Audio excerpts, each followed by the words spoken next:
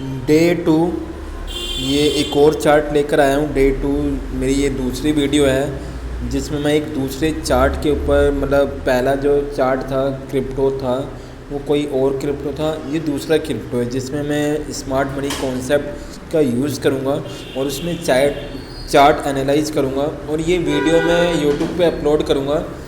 ये video publish भी करूँगा, जिन्हें देखना वो देखेंगे। बाकी ये वीडियो बनाने का मकसद मेरा ये है कि मैं इस वीडियो से अपनी खुद की प्रैक्टिस कर रहा हूँ। कभी मुझे अगर उठा के देखना होगा तो अपनी यूट्यूब पे जाके उन सारी वीडियो को देखूँगा कि मैं एनालाइज़ क्या करता था, मेरी क्या गलतियाँ होती थी।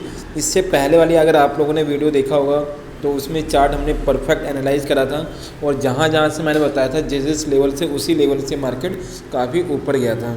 अब मेरे पास एक और चार्ट है, इसमें एनालाइज करता हूँ, देखता हूँ कि ये एनालाइज मेरा सही जाता है या नहीं जाता।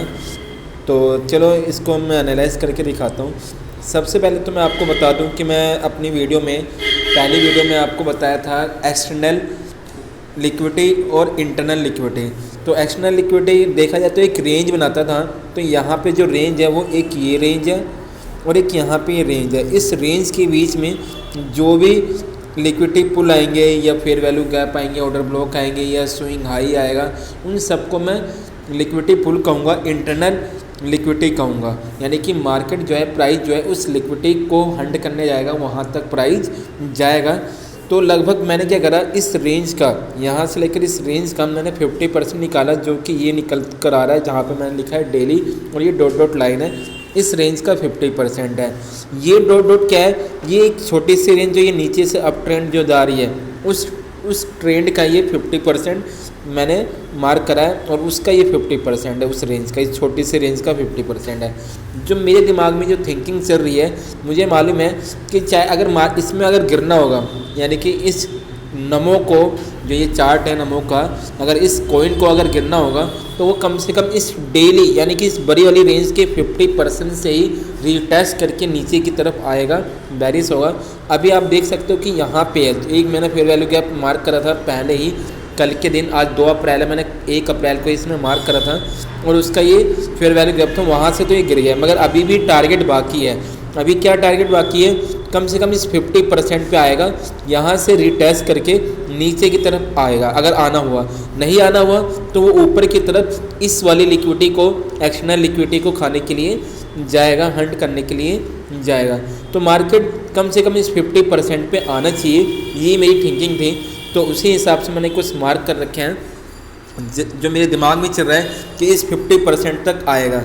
मेरे दिमाग में क्या है, इस 50% तक डेली, यानी कि बड़ी रेंज के 50% तक तो मार्केट आना ही चाहिए, उसके बाद वो कहीं ना कहीं जाना चाहिए।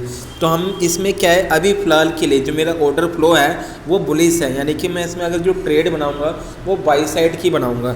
तो बाई साइड के बनाने के लिए मैंने कुछ मार्क कर रखे हैं। इस रेंज का 50%, यहाँ से भी मार्केट घूम सकता है अगर मैं आपको बताऊँ तो। थोड़ा सा जूम आउट कर देता हूँ ताकि आपको दिखाई देगा इस तरह से, और एक छोटे टाइम फ्रेम पे 4 घंटे पे आ जाता हूँ, जिससे आपको और अच्छा प्राइस एक्शन दिखाई देगा। चार्ट थोड़ा टाइम ले रहा है अपडेट होने में, तो आप देखो और अच्छे से आपको ये समझ में आएगा कि हमारा टारगेट ऊपर है 50%, जो कि ऊपर का रेंज में दिखा देता हूँ। यहाँ तक का मेरा टारगेट है, इस डॉट डॉट लाइन तक का, यहाँ तक का टारगेट होगा, यहाँ तक प्राइस आना चाहिए। प्राइस अभी नीचे है, तो उसी हिसाब से मैं इसमें आपको बुलिश होके दिखा रहा हूँ और ऑर्डर फ्लो जो है इसका बुलिश है फ़िलहाल। तो उसके हिसाब से मुझे कहाँ पे बाय करना चाहिए, इस रेंज के 50% के नीचे मैं बाय करूँगा, वरना क्या हो सकता है, आएगा तो इस रेंज तक आएगा ही, यानी कि यहाँ से प्राइस ऐसे आ सकता है, इस 50% को टच करके भी जा सकता है, नहीं तो इस 50% के नीचे 2 फेयर वैल्यू गैप हैं, उनको भी टच करके ऐसे जाएगा, वरना यहाँ से वो इसकी लिक्विडिटी को लेकर ऐसे जाएगा। कोई ना कोई रास्ता होगा यहाँ पे जाने पर। जब फेयर वैल्यू 4 घंटे के जो फेयर वैल्यू को बना रखा हूँ, अगर मार्केट यहाँ आया तो मैं छोटे टाइम फ्रेम पर, यानी कि 5 मिनट या 1 मिनट या 15 मिनट के टाइम फ्रेम पे जाऊंगा और वहाँ पे देखूंगा कि मार्केट स्ट्रक्चर चेंज हो रहा है कि नहीं हो रहा, बीएमएस या एसएमएस हो रहा है कि नहीं हो रहा, तब जाके इसमें एंट्री बनाऊंगा। यदि इस फेयर वैल्यू गैप तक आता है तो यहाँ पे भी मैं वही चीज़ देखूंगा कि 5 मिनट के टाइम फ्रेम में या 1 मिनट के टाइम फ्रेम में जाके देखूंगा कि BMS या SMS बना रहा है कि नहीं बना रहा है। अगर BMS या SMS होता हुआ दिखाई देता है तो मैं यहाँ से एक लॉन्ग पोजीशन लूँगा उस 50% के टारगेट तक हिट करने के लिए। तो ये मेरी चार्ट एनालाइज थी। और एक और मैंने ले रखा है US स्टॉक में ले रखा है, फ्यूचर US स्टॉक, यानी कि ये रहा, मैं बता देता हूँ मैंने किस में लिया है, US स्टॉक में लिया है। उसका भी चार्ट एनालाइज करके आपको दिखा देता है। उसका MU नाम से कोई स्टॉक है, मैंने उसमें लिया है, ये रहा MU, इसमें भी मैंने ले रखा है और उसको मैं आपको एनालाइज करके दिखाता हूँ। ऑर्डर मैंने लगा रखा है, लिमिट ऑर्डर, इस तरह से आप देख सकते हो। यहाँ पे भी आप देखोगे तो वही मेरा एक ही तरीका होता है स्मार्ट मनी कॉन्सेप्ट करने का कि पहले देखता हूँ कि रेंज कौन सी है, डेली रेंज ढूंढता हूँ। तो यहाँ पे आप देखो तो डेली रेंज मेरा ये रहा, ये एक डेली रेंज है एक्सटर्नल, और ये रहा एक्सटर्नल। अभी एक्सटर्नल को क्रिएट करके जा रहा है। इस रेंज का 50% ये रहा, ठीक है, और इस छोटी सी रेंज का 50% ये रहा।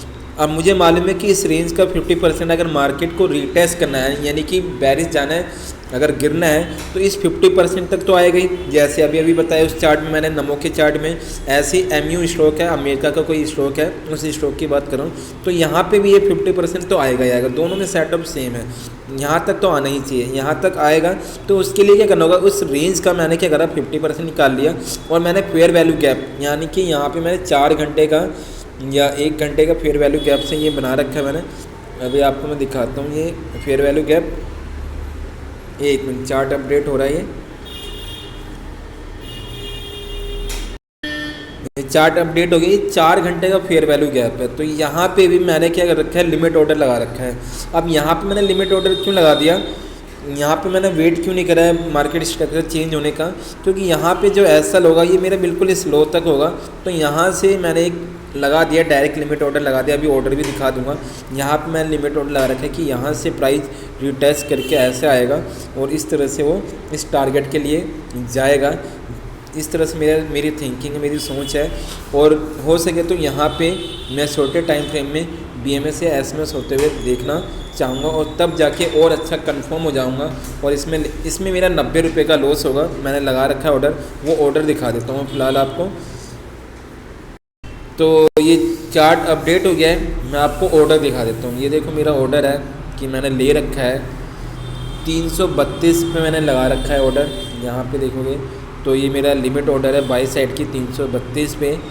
और मैंने एसएल ऑर्डर भी लगा रखा है, यानी कि एसएल भी लगा सकते हैं इकट्ठे ही। 312 रुपये .12 पैसे का एसएल है, 90 रुपये का एसएल निकल के आएगा। ज़्यादा इसमें अमाउंट नहीं था मेरा, 230 रुपये थे। 230 में ही मैंने ट्रेडिंग करा है। अमेरिका का स्टॉक ख़रीदा है, US मार्केट की मैंने ट्रेडिंग करी है 200 रुपये में। तो आप भी अगर US मार्केट में ट्रेडिंग करना चाहते हो, 100 रुपये से स्टार्ट करना चाहते हो, तो मेरे डिस्क्रिप्शन में मैंने एक लिंक दे रखा है CoinDex का। आप उस पर जाके अपना अकाउंट ओपन कर सकते हो और आपके फ़ीस में भी काफ़ी डिस्काउंट मिलेगा। 20% तक का डिस्काउंट आपको फ़ीस में मिल जाएगा। और इसी तरह की वीडियो देखने के लिए आप मेरे चैनल को सब्सक्राइब कर सकते हो। अगर वीडियो सही लगी हो तो आप वीडियो को लाइक भी कर सकते हो।